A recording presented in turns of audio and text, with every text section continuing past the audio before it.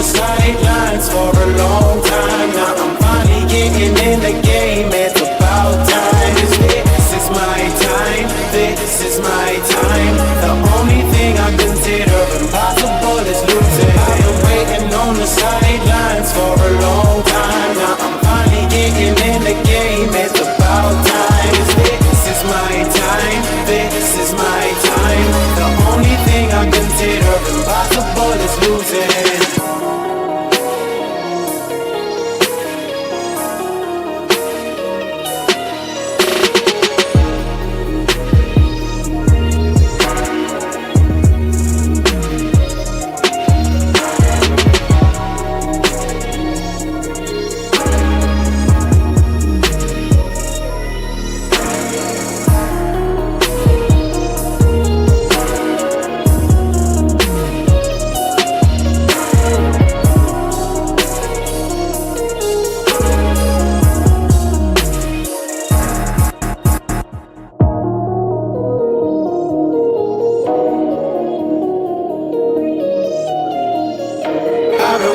On the sidelines for a long time. Now I'm finally getting in the game. It's about time. This is my time. This is my time. The only thing I consider impossible is losing. I've been waiting on the sidelines for a long time. Now I'm finally getting in the game. It's about time. This is my time. This is my time. The only thing I consider impossible is losing.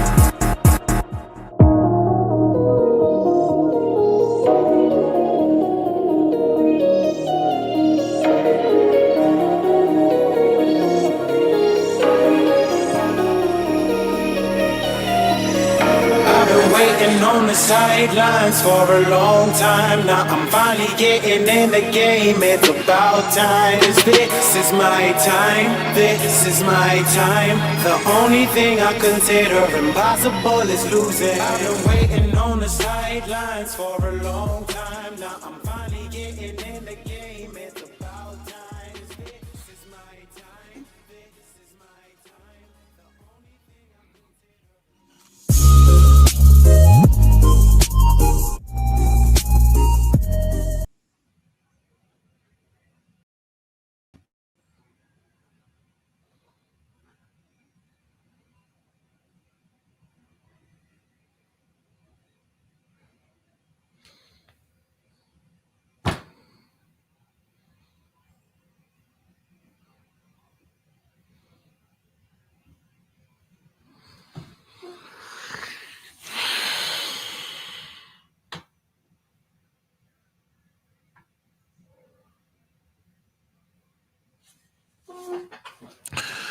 Welcome back to TD Fans Talk, home of the real Miami Dolphin fans. Y'all hit that like button on your way in the building. Thank y'all for tuning in. We got breaking news coming out of Miami, news that I did not expect. And yes, I did spell his name wrong. I'll correct that now. If you refresh your screen, it should be corrected.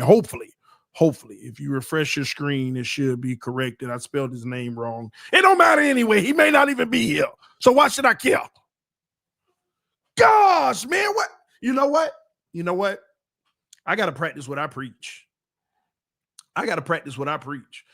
See, I was just about to snap and go off. Why I'm getting mad at something I already told y'all. I didn't tell y'all we were going to trade Jonnu, but y'all forgot what I told y'all. I told y'all this months ago. You think Jonnu Smith ain't going to want more money? This is the last year of his contract. Y'all remember when I told y'all that? I don't know who watch me on a regular basis, but if you do, let me know in the chat. You remember when I told you Jonnu last year of his contract, he gonna want more money and more guarantees. Holland, we would talk about Holland. We would talk about all the players on the team that's still gonna be due. Contracts expiring. Zach Zeeler, he gonna want a little something more too. That's probably why he didn't show up to OTAs. I've been told y'all this. But here's what I didn't consider. Because I knew he was gonna want more money, but I didn't care and hamper on it because in my mind, yeah, he's balled out. We gonna give it to him. We gonna give it to him. But I never doubled back to at the offseason to say, oh crap, we're not giving anybody any money. We're not signing any long-term contracts. They're not signing anything past this year. And I forgot to think, oh, that means Jonnu might not get his money. So I know right now they are begging. They are begging. They're talking they are begging. Please, man, come on, man. Let's at least do Jonnu, please. This ain't no Greer thing. Oh, I ain't paying Jonnu more money. Oh, he want to, but now this tells me that Mike McDaniel and his not Mike McDaniel, but Stephen Ross and his right-hand man, the one who negotiates the deal, who we gave kudos to in a stream a few months ago.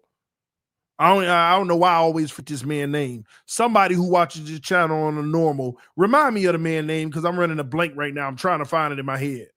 The guy who negotiates all the contracts and all of that for the Dolphins, who handles the money and all of that. Gosh, man, why am I running a blank? Why am I running a blank? It'll come to me in a second, and one of y'all will help me out. Brandon Shore, yeah. See, gosh, I don't know why I'm running the bro. They ain't no Drew Rosenhaus. It's Brandon Shore, okay? Listen, it's clear now. The same man that didn't want to give Tua the money, but hey, we ain't signing nobody past this year. We need full flexibility if y'all fail this year for us to move on. We need full flexibility. And he done made it clear. Man. I'm not trying to sign nobody on no extensions. We did it with Mostert. What did that give us? We did it at Xavier Howard. We did it with Tua. We did it with Tyreek. We did it with Ramsey. Now he on his way out. We did it. We did it. We did it. We did it. We did it with Armstead. We did it with Chuck. We did it with everybody. And it paid off and it didn't give us nothing. And the offseason shows y'all, no, we ain't playing them games. I'm setting up all these contracts to where we can get off of them next year. Only ones we got to make a hard decision about is Waddle, which we're fine with, and maybe Tua. Outside of that, I'm setting up all these deals for a major reset from a cap standpoint after this season. Period. And I didn't think about that with Jonnu. And when we got the report that the Dolphins have had trade discussions with the Pittsburgh Steelers about their lone Pro Bowl selection last season, tight end Jonnu Smith, those talks came after Smith expressed an interest in reworking his deal that is scheduled to pay him $4.8 million this season. With Smith seeking a new contract, Miami has sought a trade partner. Miami sought the trade partner. You know why? They went to Brandon Shore and be like, come on, man, we got to keep Jonnu. Get a man his $8 million. He just looking for a bump, rightfully so. He went to the Pro Bowl last year. He was one of the best in the league. I knew this was going to happen. And rightfully so. Jonnu should be going to get his money. I mean, Jonnu ain't getting no younger. He about to go into that echelon and starting to get old, so he better get his money now. He better get paid now. The only guy who played well regardless of which quarterback was on the field. He better go get his money now. So I already know Chris Greer's like, man, this is tough. We need Jonnu, but come on, short. Nope. All right, man, let's seek a trade. That's all this is. I'm telling y'all now, Chris Greer don't want to move on from Jonnu, and Chris Greer probably don't mind giving him a little bit of more money. The man made the Pro Bowl. You had to think that this was going to happen. But no, They've shown you all off season. We are not trying to carry all of these cap hits going in the next season when the coach and the general manager might not even be here.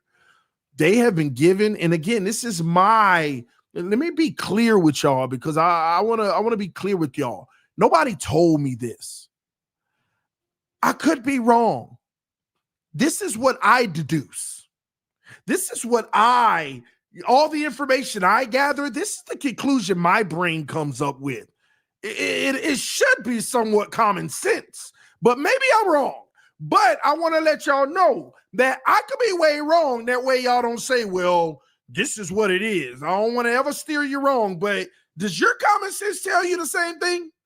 That the Miami Dolphins have clearly made a point to where they are not trying to handcuff themselves after this season with contracts, because the head coach and the general manager might not be here. They have been told, you need to work with what you have. We are not giving you no extra. You got your draft picks and you got your current contracts. Nothing's getting reworked. None of that stuff is happening. Does your brain tell you the same thing? I don't need a source or nothing to tell me this. This is just common sense. We seek the trade. Not because we mad at Jonnu. Because somebody said no. And I don't think it was Chris Greer. Somebody said no. And let me tell y'all something. Let's get this straight. Don't be mad at the no. The no is actually the right answer. It just sucks. And it's unfortunate for us as fans. See, there's two things at play here. Our desire to do good this year and our desire as an organization and a team to get it right. For fans, there's two things going on here. Our desire to win this year and have a great season. But then there's also our desire to get it right and do what's right. That's the conundrum we're stuck in. The desire to want to win this year is like, man, just pay them.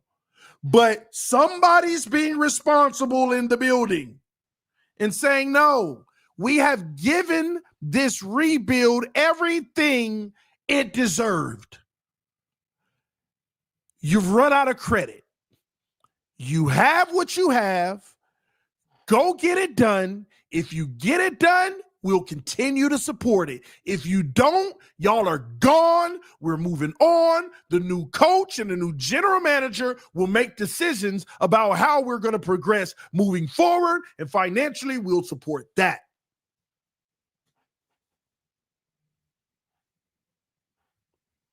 Is that not the common sense conclusion that y'all come up? You know what? Let me not say common sense, because if you don't come up with it, it's almost like I'm insulting you.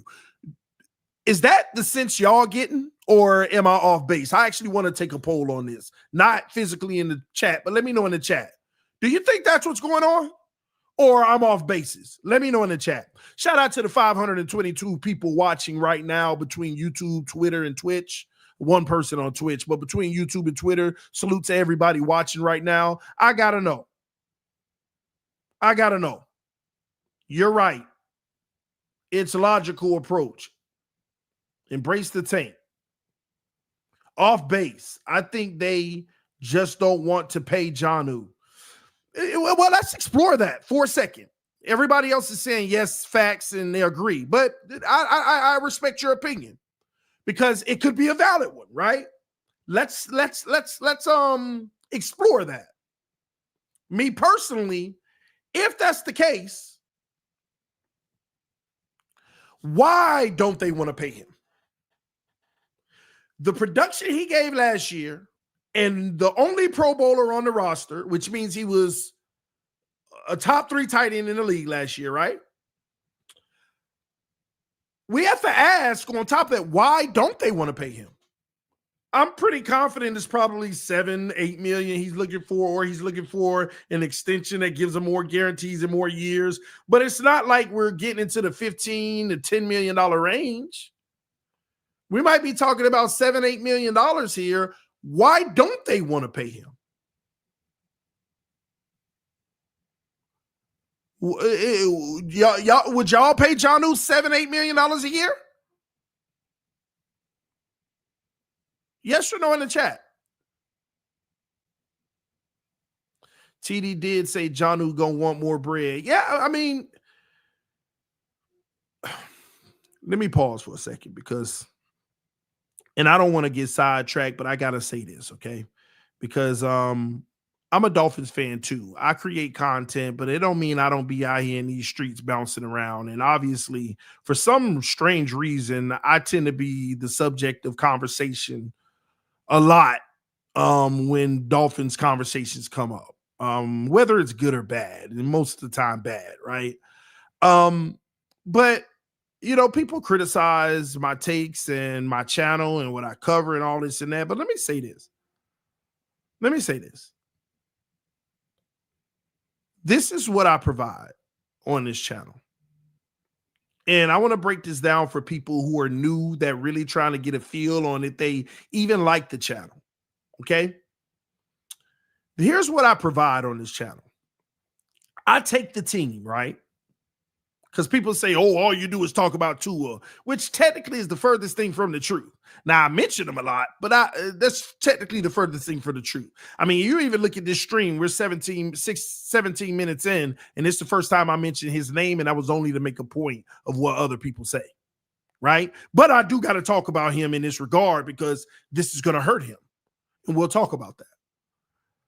But this is what I do on this channel, right? I take information, and I tell you all the possibilities. I tell you what it looks like if we're able to pay Jonnu. I'll tell you what it looks like if we don't pay him. So back a few months ago when I broke this down, I told y'all, I said, you know, Zach Zeeler, he's having good seasons. He ain't got much more guarantees. He's going to want some more money at some point. Austin Jackson, that's a slippery one. Technically, his guarantees are about to run out soon. Maybe not this year, but next year he might be knocking on the door, or his play isn't great enough to where he just shut up and humble up. I don't know. I told y'all this. I told you last year what was going to happen with the Tyreek situation. In this Jonnu situation, I break down every possibility. Now, within possibilities, there are positive ones and there are negative ones. The sad part about how I deliver content is I give all possibilities. And here's the messed up part that a lot of people don't appreciate. There are always more bad possibilities than good ones. The good ones are, it just worked out and it was great. And, you know, it worked out. There's no alternative good ones. It just worked. But the bad ones are like, this could happen, that could happen. When you look at that, that makes that happen. So I don't want people to always think that I'm being negative, because let me tell you one thing. I remember clear as day when I had that stream and I said, we're going to be at the table talking about Jonnu. How are we going to pay him? How are we going to pay? Because Jonnu's going to want more money. We might lose Jonnu, but I think they'll pay him. But we might lose him. Oh, man, why is everything you say negative? I didn't say it to be negative. What my job is to give you every possibility, because on this channel, I pride myself on making sure the viewers are not shocked at nothing that happens, because we talk about every scenario and every possibility. I don't want you to show why. How many times in the last year, because this is something new that I started 2 years ago, but how many times in the last year have I started a stream that was breaking news and everybody like, oh my gosh, what are we doing? And I start the stream, why y'all shocked? Why y'all shocked? Let me know in the chat. How many times have I started a stream doing that? Asking y'all, why are y'all shocked? We've already had this conversation months ago that this would potentially happen. So it's not negative. I'm just dotting all the I's, covering the T's, however you say it. That's what this channel is. You know why? Because when I was a fan that didn't produce content, nothing ever worked out the way that what I was reading, what I was watching said so in a content world, from articles to create whatever. Nothing ever was like what they said. One of the main reasons I even started the channel. So I'm not trying to be negative. I'm trying to give you every scenario of what's possible. And then I add my 2 cents on what I think is going to happen. But guess what? I am an analytical person. My 2 cents of what I think is going to happen actually isn't what I think. It's always statistics. Possibility versus probability. Some people talk about possibility all day and wonder why they're always wrong. I talk about probability. If there's a 90% chance that this is going to happen, I'm not going to be out here beating the table about the 10% chance is going to happen. Probability. If you play the odds, you'll be right more than you're wrong. And everybody's been wrong. So that's what we deliver on this channel. This channel isn't claiming to be the experts and the best of all time in film study. We watch film with the naked eye like general fans and say, look at that, look at that, look at this, look at that, look at the alignment. Look, and you know what? It isn't an expert. And I'm going to always tell y'all that it's not an expert opinion. A lot of times it's just common sense, things that you can deduce. And most of the times the experts use their expertise to manipulate people. So at the end of the day, I'm going to be transparent and tell you what we provide on this channel and keep it moving.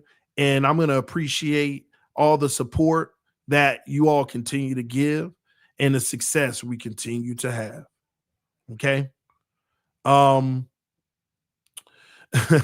I got you, AJ. Shout out to AJ Hall with the donation on the channel. Said you gotta stay positive, bro. Sarcasm. Yeah, man, I want to be positive. You know, I want the Dolphins to get me back to being positive. And when I say positive, I mean make the probabilities higher. We set ourselves up for this Jonnu situation. We shouldn't be surprised. We should have knew this was coming. But you know what? I don't, and maybe it's unfair for me to ask y'all to think back 4 years ago. But I called all of this all the way back from 2 years ago. 4 years ago, I called what would happen starting 2 years ago. You see all this money we spent? You see how we got Tyreek, Ramsey, Chubb, and all of these guys? We're top heavy.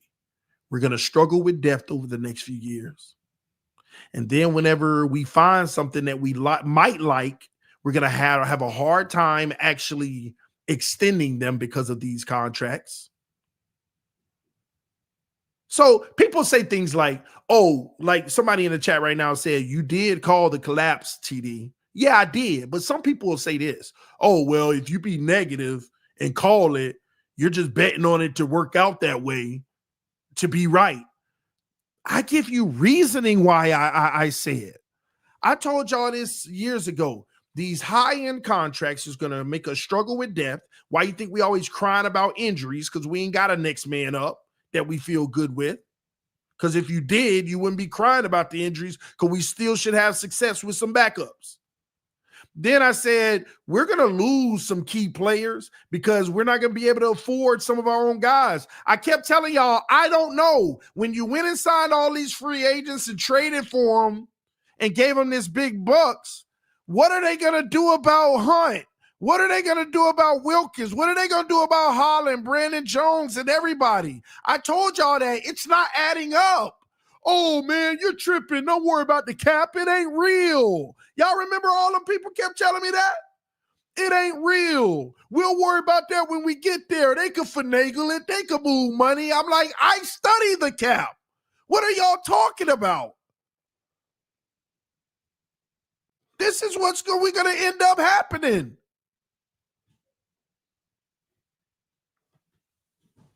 And I understand people don't keep score out here, which makes sense. But we're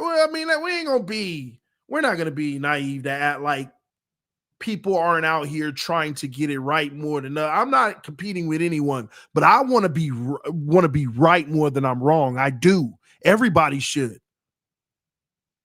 People be like, "Oh, you just want to be right." I do. But what you're not admitting is that you do too. I do want to be right. That's why I don't operate off of how I feel. And the biggest lie of them all is that I dislike Tua and I hate Tua.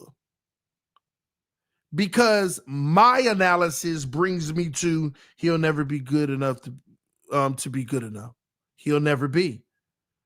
And I deliver that and I hate the guy. Now I hate the guy. But that's just what my reasoning and my statistics and my analysis tells me.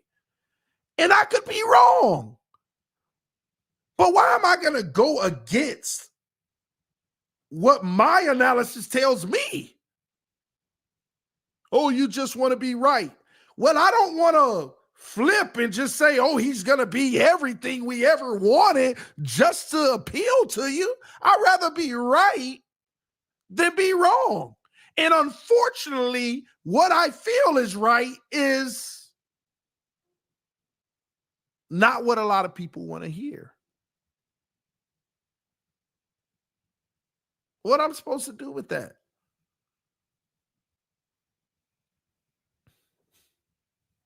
It's like putting a math problem in front of me, 2 + 2. Man, if I put 4, they're going to kill me. No, but everybody hates 4.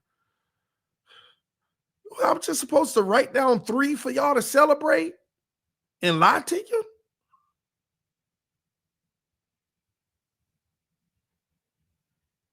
That's what I deal with. That's what I deal with.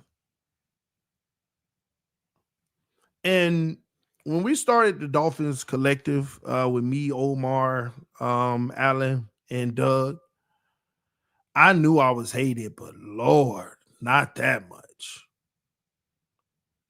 Oh, I just can't. Like, I read the comments, man, which is crazy. Like, these people, they watch, but man. And all of them say the same thing. This guy hates Tua. This guy hates Tua. I can't stand him because he hates Tua. I do not hate Tua. Is it fair for me to say 90% of y'all hate Eichenberg? Some of y'all probably be like, yeah, I don't care. Some of y'all probably be like, yeah, I don't care. I'll live with that title. I don't care. You don't hate Eichenberg. You just hate him for the Miami Dolphins. But you don't hate him.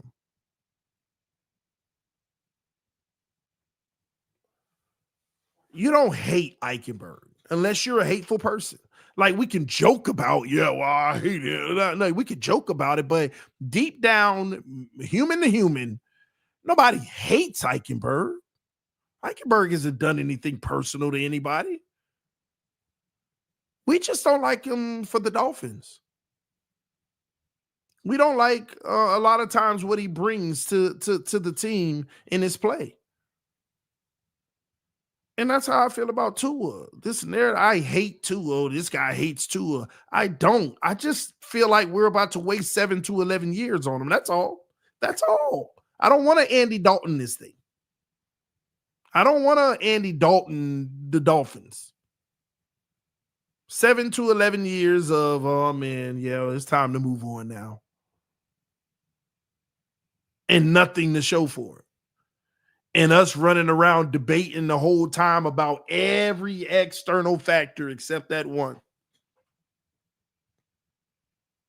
I asked this question to someone earlier, and I'm going to ask y'all. I want, for those who are football heads, Why couldn't Andy Dalton ever get over the hump and have, big time success in the postseason and do anything like special Super Bowl wise and stuff? Can anybody answer that question? Why couldn't Andy Dalton? Most people would be like, I really don't know. You can't say the run game. They had some great running backs. You can't say the receivers. They kept receivers.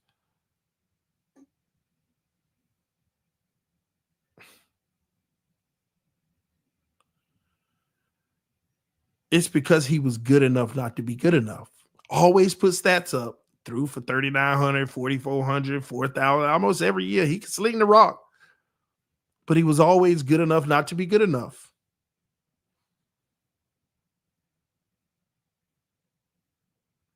And this is why I also told y'all 5.5 years ago.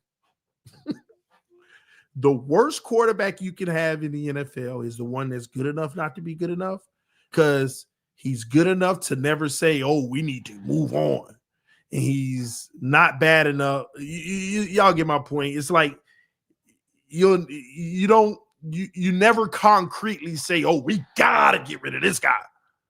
But you also never say, oh my gosh, we got one of the greats. It's the worst one to have because they will just keep being your quarterback and the team will just keep being in purgatory. It's the worst ones to have. You either have an elite guy or a bum, so you need to move on. All of this middle of the road, he's improving, he's getting better. It's like, I don't plan on seeing Baker Mayfield ever in the Super Bowl. I don't plan to ever see Geno Smith, Kyler Murray in the Super Bowl. I just don't. I don't ever plan to see Sam Darnold and Trevor Lawrence in the Super Bowl. I just don't. And maybe, they Flacco it one year and shock us all. But I just don't ever plan to see certain guys that's good enough not to be good enough in the Super Bowl. And I always say, unless you have a historic factor on your team. What do I mean by historic factor? Historic defense. Oh my gosh, this team, it was one of the best of all times, only allowed 11 points a game. Oh my God, this team, the best run game in history, 3,300 yards rushing or something for the team. I don't know, but unless you have something historic,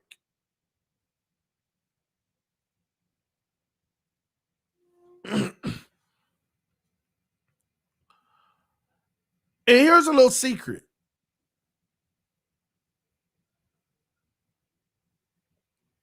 What aggravates me about Tua is that I actually like Tua,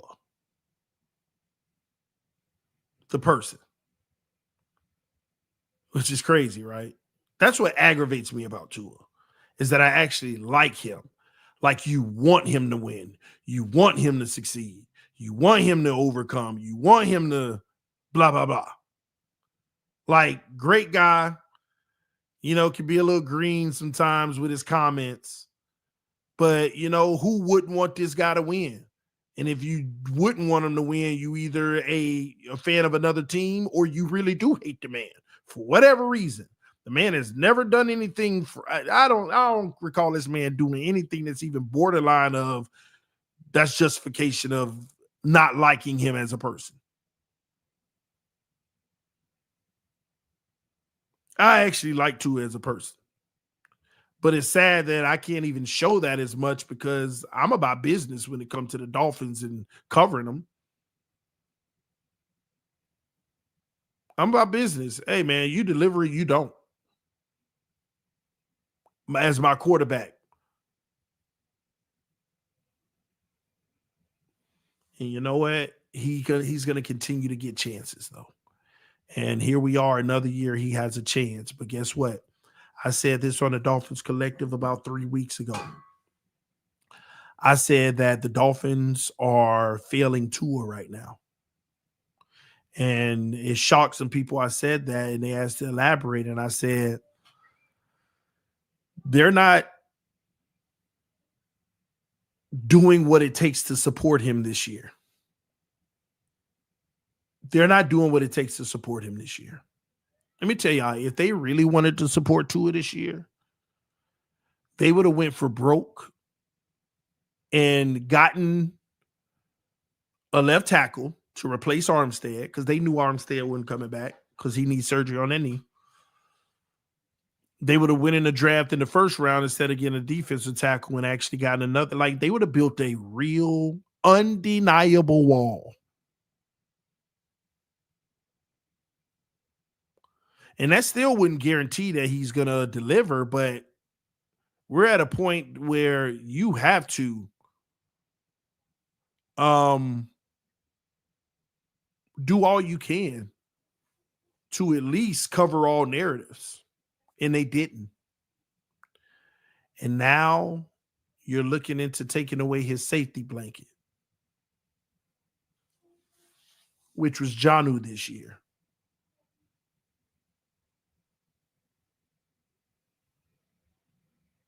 That's bad. Now, here's a bright side to all of this, though. X's and O's. Or a bright side perspective. Maybe it's not bad. Maybe this will be the best thing for the Dolphins. And let me explain why. I tried to explain to many of y'all this year. Jonnu had his best season, but it hurt us. Y'all, once again, this ain't the first time y'all heard this from me. And those who've been here for a while, confirm if you've heard me say this over the last few months. Yes or no in the chat. If you've heard me say this over the last few months. Jonnu actually, his success, Pro Bowl, yards, and all of that hurt us this year. I've already said that to y'all. And maybe this is a good thing, because I told y'all last year, here's what the Dolphins are going to do. They're not going to change the offense like y'all saying McDaniel need to figure out a new offense and a new this and that. I said they're not going to change the offense because fundamentally this is what they believe. And I told y'all they wrong, but they're going to find out the hard way. And they just found out the hard way. Ain't it's all coming full circle? Because I told y'all all of this. I told y'all that they're not going to change the offense. What they're going to do, they're going to try to go get a number 3 and a possible number 4. Because they believe that the good teams take away Tyreek and Waddle, and there's not enough consistency after that to find the other guy. And they game plan against Tyreek and Waddle, so we're going to make that number 3 and number 4 the first read. That's what we did. Jonnu, Odell. That's what we were doing for the last 2 years. Jonnu and Odell. That's what was the game plan. I told you they weren't going to change up the offense. They were just going to not make Tyreek and Waddle the first read. And that should open up the other guys on the first read all the time. And guess what? Jonnu was open on the first read almost every time. On the seam, quick little slip out, quick little slant. Jonnu was open all the time. But I also told y'all in the middle of the season, Tyreek numbers are down because Jonnu is the first read now. We weren't trying to force feed Tyreek last year. We were trying to force feed number 3 and 4, and it ended up being number 3, Jonnu. And that hurt us from a production standpoint. We were not trying to force feed Tyreek. Now, some people are going to, no, Tyreek numbers are down because Tua missed 6 games. Stop lying. Go look at the numbers. I don't have them with me right now, but I'm going to give you a sense of what the numbers say. These are not the official numbers, but it's like this. Tua and Tyreek in the past, 100 yards a game, right? Hypothetically, right? This year, the year we just had, Tua and Tyreek, 60 yards a game. Tyreek without Tua, 40 yards a game. Yes, it was still better with Tua, but it wasn't as good as what it used to be. It's what y'all need to realize. Tyreek used to get like 80-some yards a game on average. And this year with Tua, it went down like 20 yards. And then without Tua, it went down another 20 to make it like 40. So whether Tua played or not, it was still down from what it used to be.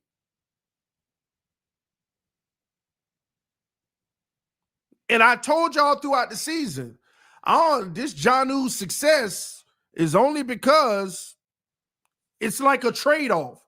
They're taking Tyreek's success and giving it to Jonnu, but it's less overall. See, Tyreek didn't even have 1,000. See, this is what we did. This was the trade-off, and it was a bad trade-off this year. We took away 1,800 from Tyreek, and we don't know if he would have had 1,800, so let's just say 16. We took away 1,600 and dropped him down to 9, which is like a 700-yard deficit, and we took Jonnu from 3 and pushed him up to 8, which is a 5 surplus.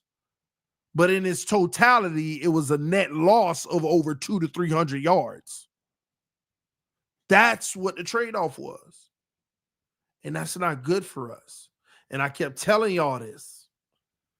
I said, I don't like Jonnu's success because it's actually not good for the overall production of the offense. Yeah, he going off, but nobody else is. Nobody went off this year other than Jonnu, because that was the game plan. We are now going to make the number 3 the first read a lot, or call his play, his number a lot more, as the game plan from the other teams is a scheme against Tua. How many third downs? Hike, Jonnu, wide open, bam, few yards, tackle.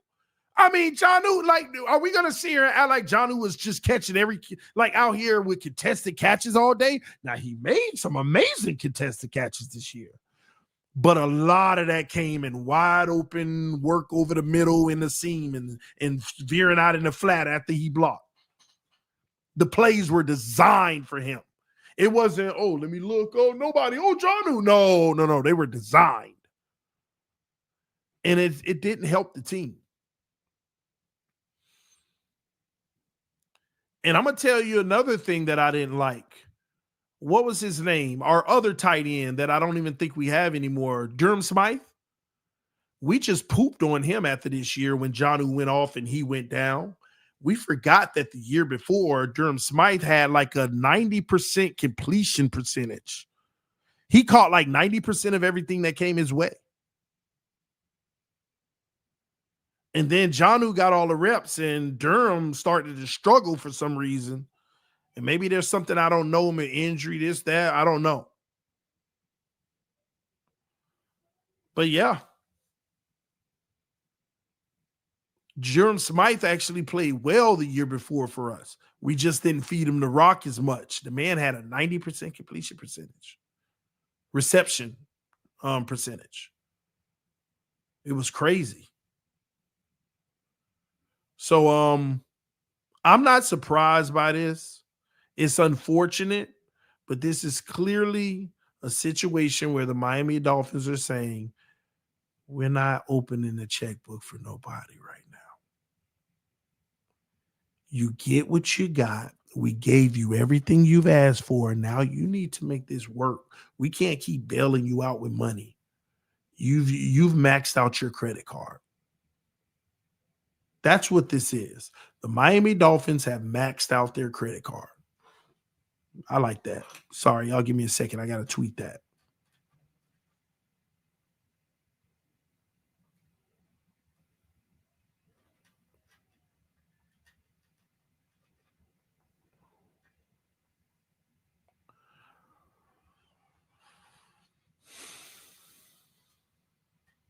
Sorry.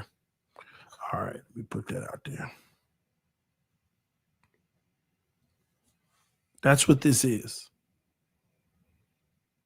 That's all this is. So, you know what? I'm going to be quite honest with you. Although this may not be good for this season, it's actually worth celebrating. For somebody who believes that the way we're currently constructed, we're not going to have the success we want anyway. So me believing that this is celebratory for me. Why? Because we got somebody in house that's gonna help us. Like, you know how teams have to rebuild and take a season or two where, yeah, we ain't gonna do nothing for the next 2 years. We gotta get past this and past that. Whoever's making these responsible decisions this all season is going to have us bounce back right away once they clear house. It'll be immediate hope of, okay, all right, this is a great start. It'll be the great start versus, all right, we need to take a year or two to purge, get rid of this and figure that out. No. After this season, we can transition into building blocks right away. Instead of we need to, that's what I believe. So I like it. And let me say this, if things do go bad and we struggle early and we're like, that 3-5, 2-6 or something like that, crazy, and we're just all sad and disappointed, they gotta do the last thing. They gotta figure out a way to trade Tyreek and Chubb before the season over by the trade deadline. And if they could do that, it's celebratory. It's celebratory. But there you have it, ladies and gentlemen.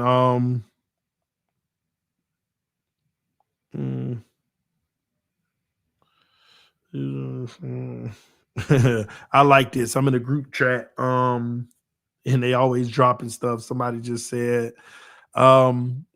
cynical viewpoint. Greer knows this. They aren't good enough, and he's soft tanking right now. The delusional viewpoint. The Dolphins being a wild card team, their max ceiling will have zero to do with whether Jonnu Smith is here or not. Yeah. So here we are, ladies and gentlemen. Time will tell.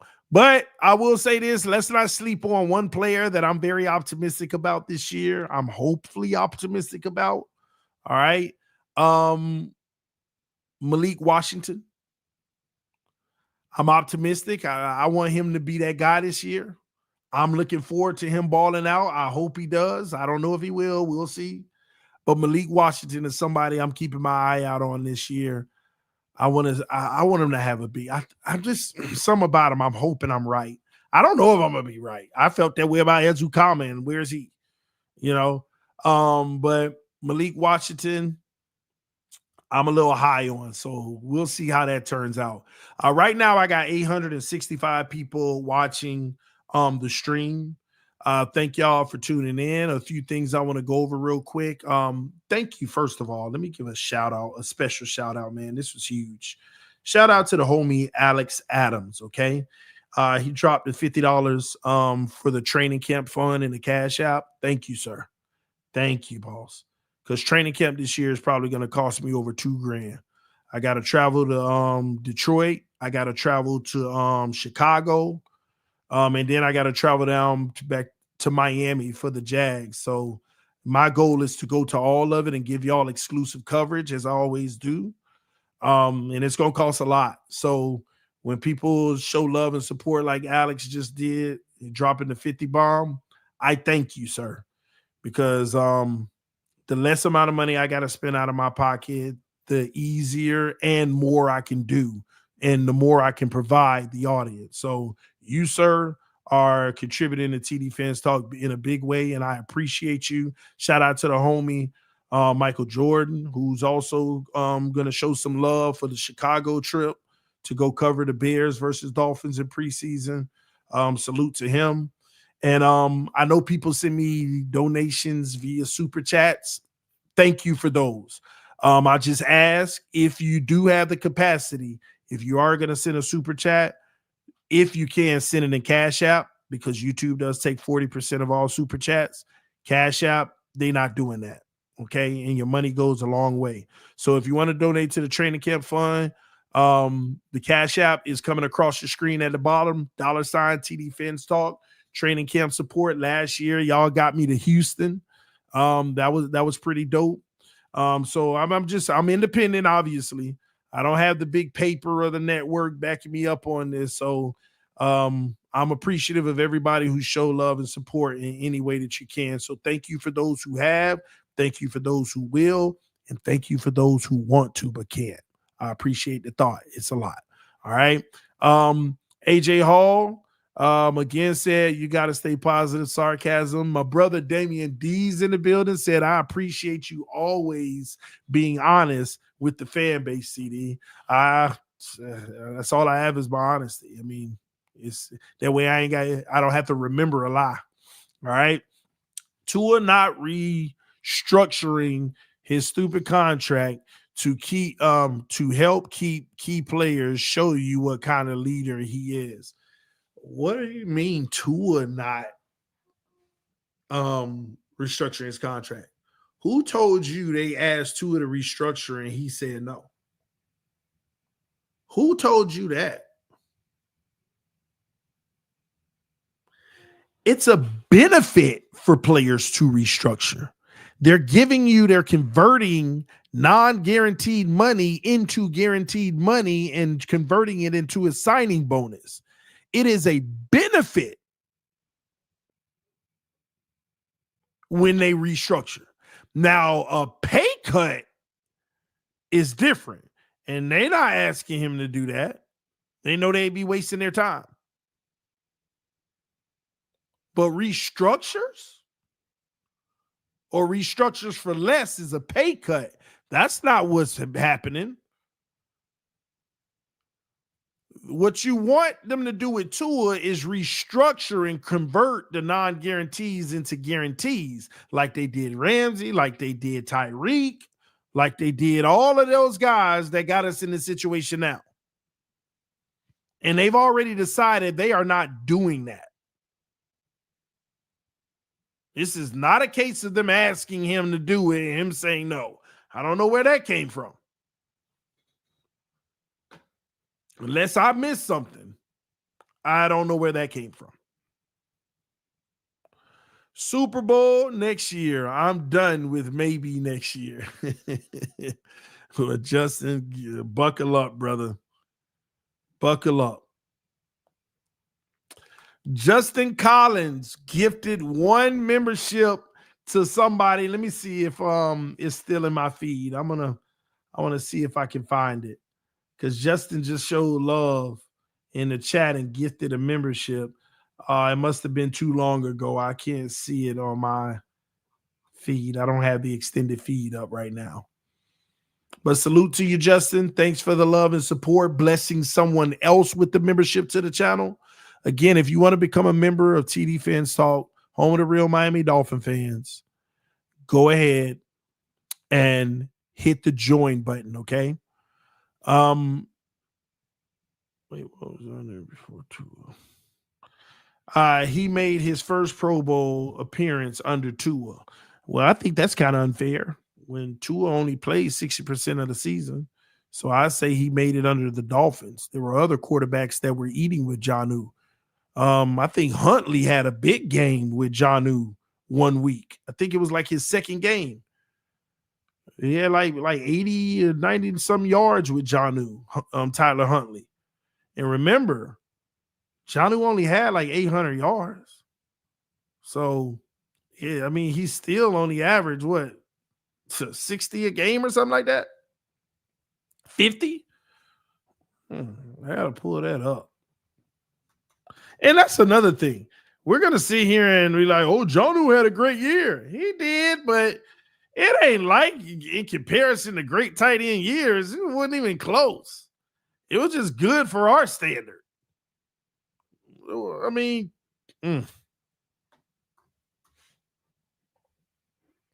like, come on.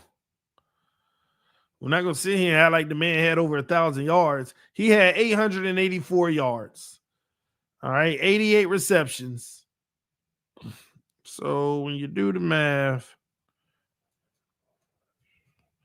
he had 52 yards a game. So that's our, whoa, he had a big season. That 52 yards a game. But the 8 touchdowns was pretty big. He did it with the Titans in 2020 as well. 8 touchdowns. He's always been that kind of threat. But yeah. Let me see here. Go a little further for some of y'all. I know y'all care. Give me a second. Trying to bring it up.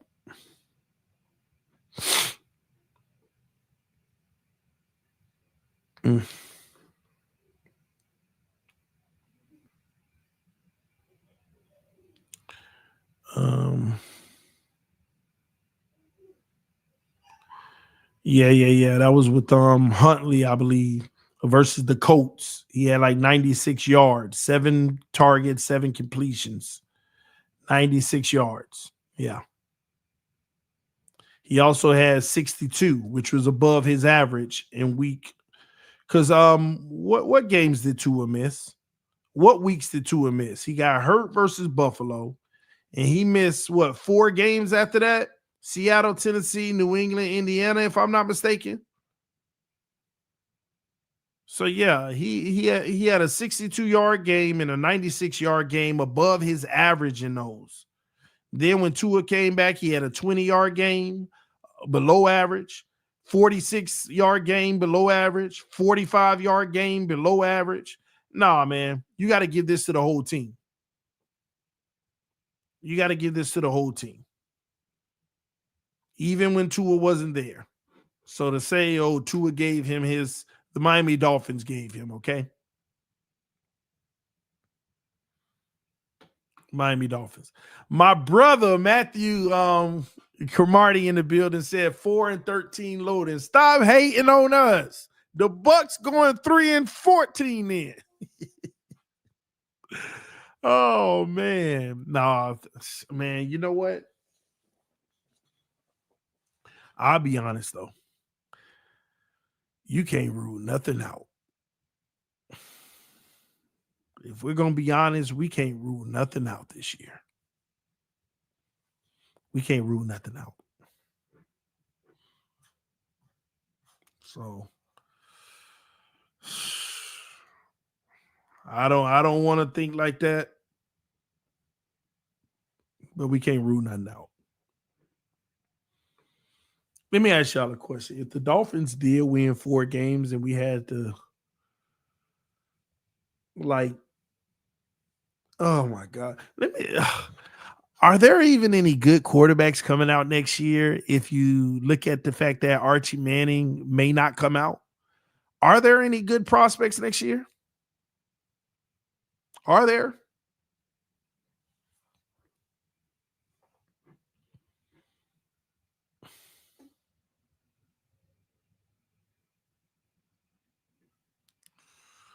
Jonnu wants to play with Skyler. Jonnu did say that he want to be a Dolphin though, but he got to get his money. Drew Alar, however you say it, yeah, one of the best draft classes for QB. Really?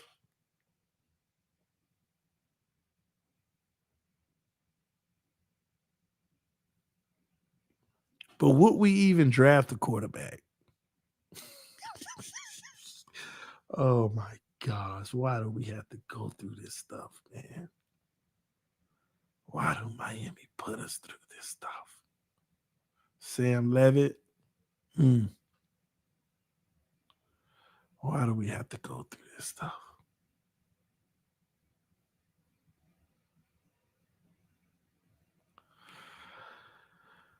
Oh my gosh.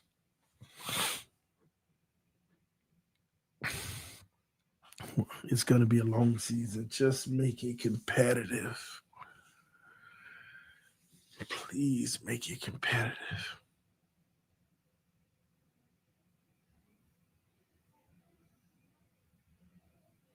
I can't wait to watch TD on his rants, watching his Fins lose. Well, I will say this. I really don't think I could take a season where we don't win more than 7 games. I don't think I could take a season where we don't win more than 7 games. 8, we came up short, fought like I think we will. But if we just bomb it under 8, 7 or more losses, I can't take it.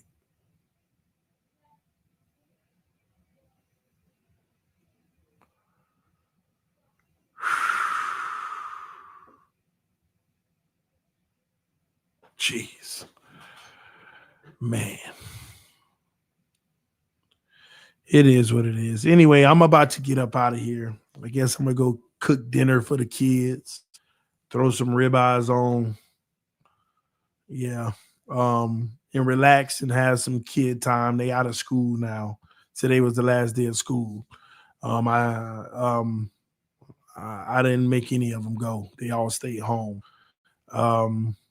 Told them tell their teachers yesterday. And all of them made the honor roll, except one.